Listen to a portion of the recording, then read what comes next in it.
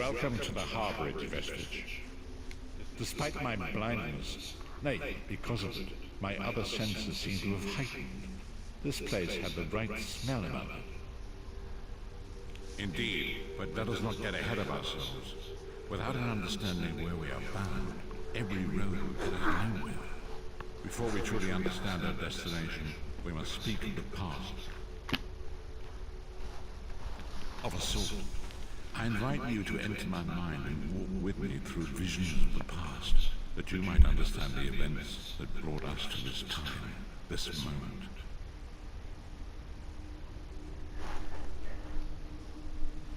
Enter my mind, Vestige, and walk with me through the shadows of past events.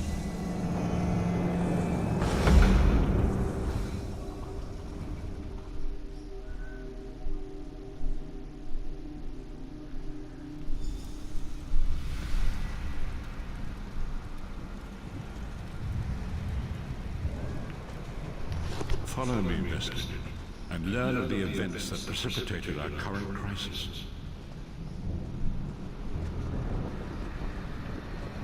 My part in the story began when I awoke on the steps of the Abbey of the Moth Priests, with no memory of my prior life. The Moth Priests took pity upon me and brought me into their fold. I was weak and near death.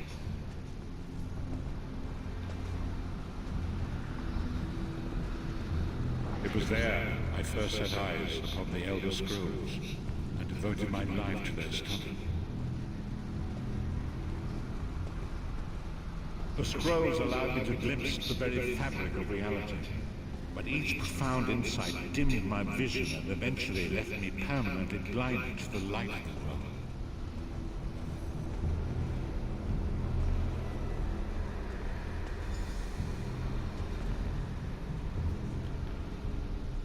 The prophecies of the Elder Scrolls are a fluid, living thing. They are not fixed. At many points throughout history, the actions of heroic mortals have rewritten them. I only know that you are important, Vestige. The scrolls reveal to me that your destiny is intertwined with that of the Five Companions. The Five Companions were a band of adventurers who sought out an ancient artifact called the Amulet of Kings. They hoped to use this artifact to persuade Akatosh, the Dragon God, to accept their leader as one of the Dragonborn. The Dragonborn are mortals destined for greatness, with the blood of the dragons in their veins. It is said that only a true Dragonborn can ignite the eternal dragon fires in the Imperial City. Baron Aquilarius, the son of Calodian Duke, who led a rebellion against the Emperor Leovic and took the crown himself. Alas, Baron was not truly a Dragonborn, as those who sit upon the ruby throne must be, in accordance with tradition. The Dragonborn are mortals destined for greatness, with the blood of the dragon. You have already heard enough babbling from this old blind fool. It is time you met the Five Companions yourself, and witnessed their fate.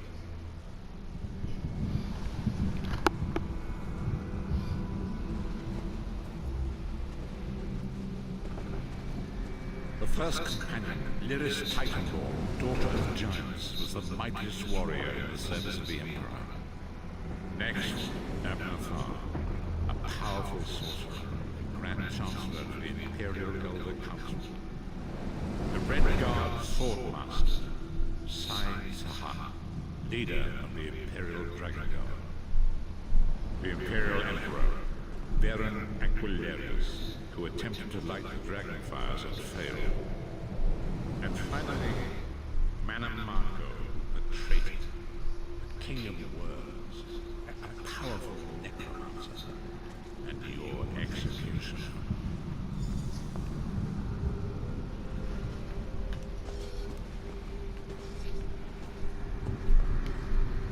These were the Five Companions who set out from the Imperial City on an epic quest to recover the lost Amulet of Kings.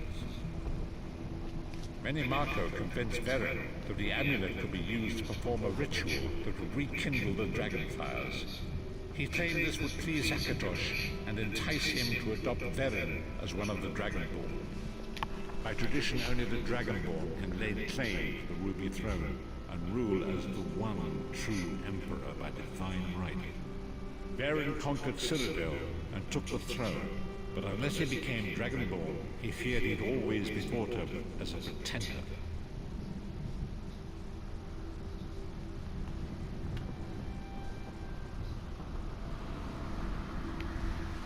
These were the 5 companions who set out. Many Marco convinced Veren.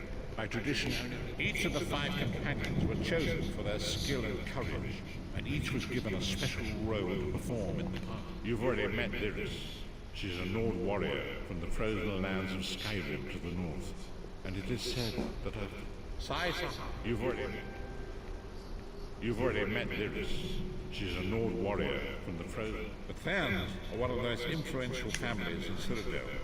Abner, then. Manamako, the traitor, the great enemy, the most powerful necromancer this world has ever known. His worm cult infiltrates and corrupts every corner of Tamriel. It was he who convinced Veren to perform the ritual you are about to witness. Disaster, war, and pestilence.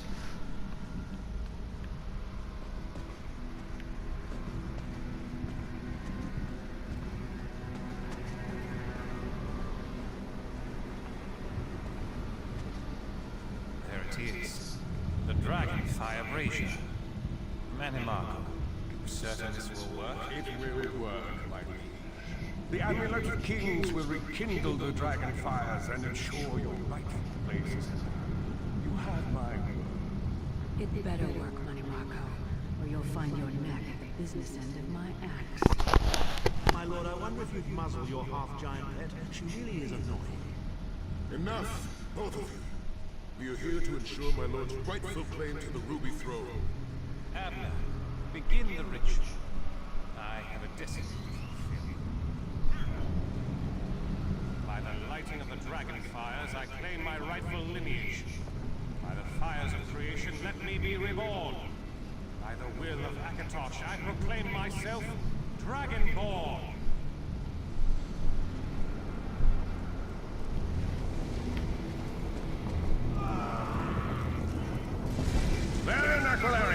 You are no heir to Alessia. You will pay for your sacrilege. The veil between Tamriel and Oblivion tears and splits asunder. What's happening? The sky's opening up. This is bad. This is very bad. Ah! This isn't supposed to happen. What's the meaning of this? Manamako, what have you done? You fools! The veil between Oblivion and this world has been torn. My master, Molag Bal, is free to claim Tamriel for his own. Akatosh, forgive me! Have mercy on our souls!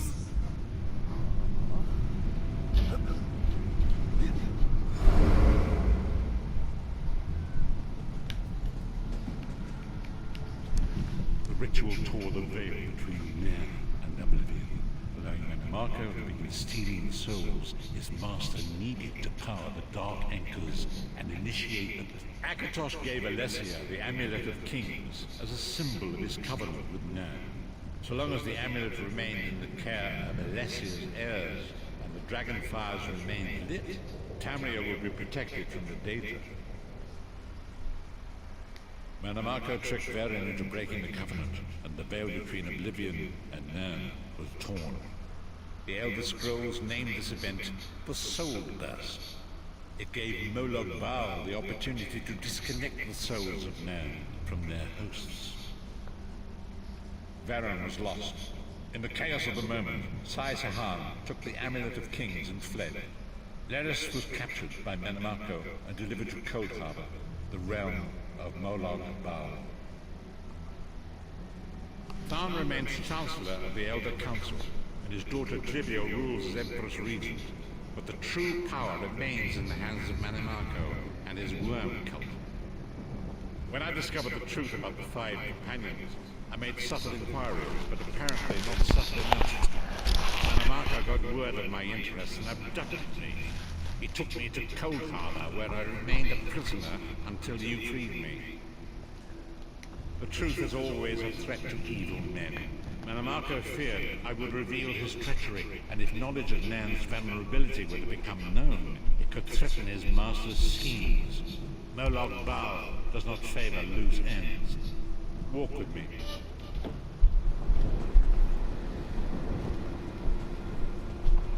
Long ago it was written, so long as the Amulet of Kings was born by Alessia's heirs, Tamriel would be protected from the forces of oblivion. But the soul burst tore the veil between worlds and gave Molog Bal the opportunity he desired. Molog Bal's dark angles pierced the twin veil as he controlled man to the depths of conflict. These terrible images of destruction appeared throughout Tamriel.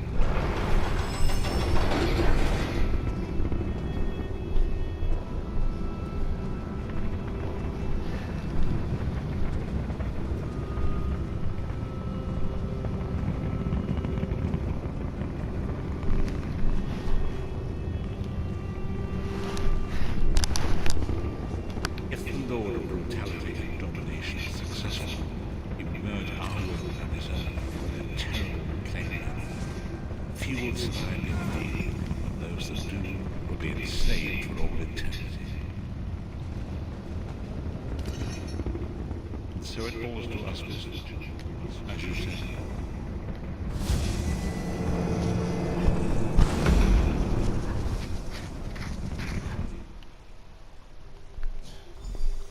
Dude, you there? Hello? And so it begins.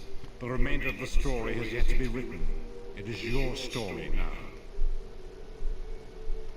And there is so much to do. But know this, you will not walk this path alone.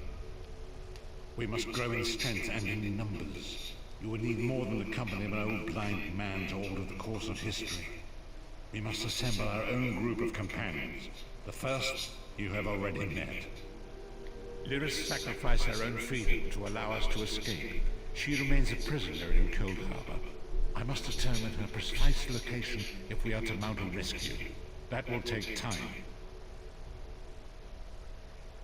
Minamako's agents leave a web of lies and deceit. They pit the races of Tamriel against one another and divert their attention from the real threat. Seek out these agents, wherever they can be found, and expose their lies. Forgive me. Bringing you to my mind seems to have taken quite a toll on me. I must rest. I will contact you when the time is right. Until then, walk in the light, listeners.